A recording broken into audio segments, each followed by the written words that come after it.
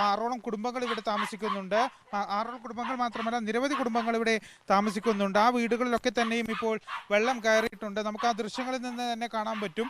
അത്രത്തോളം വലിയ രീതിയിലുള്ള ഒരു വെള്ളപ്പൊക്കം തന്നെയാണ് ഇവിടെ ഉണ്ടായിരിക്കുന്നത്.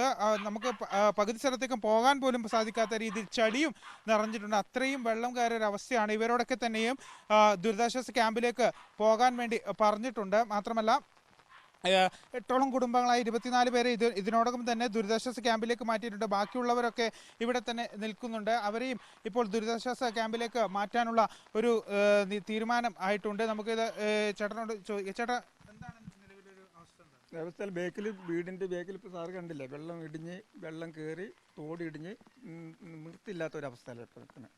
അങ്ങനത്തെ ഒരവസ്ഥയിലാണ്. ദുരിതാശ്വാസ ക്യാമ്പിലേക്ക് മാറാൻ പറഞ്ഞു? മാറാൻ പറഞ്ഞിട്ടുണ്ട്. മാറും. ഒരു 5-5:30 ആകുമ്പോൾ ഞാൻ അവിടുന്ന് പോകും. ഇത് സ്ഥിരമായിട്ടുണ്ടാകുന്ന?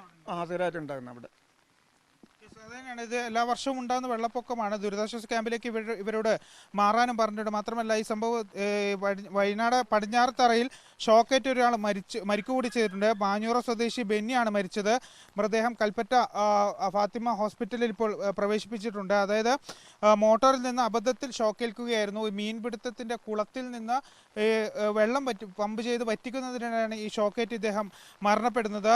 താമരശ്ശേരി ചുരത്തിലുൾപ്പെടെ ഗതാഗത നിയന്ത്രണവുമുണ്ട്. ഇങ്ങാപ്പുഴയിലും അടിവാരത്തും ഉൾപ്പെടെ വെള്ളം കയറിയതിനെ തുടർന്നാണ് താമരശ്ശേരി ചുരത്തിൻ്റെ സ്റ്റാർട്ടിംഗ് പോയിന്റായ ലക്കിടിയിൽ ഗതാഗത നിയന്ത്രണം ഏർപ്പെടുത്തിയത്. അത്യാവശ്യ ചെറുവാഹനങ്ങൾ മാത്രമാണ് ഇപ്പോഴും കടത്തിവിടുന്നത്. ബാക്കിയുള്ള വാഹനങ്ങളൊക്കെ തന്നെ അവിടെ തടഞ്ഞു വെച്ചിരിക്കുകയാണ്.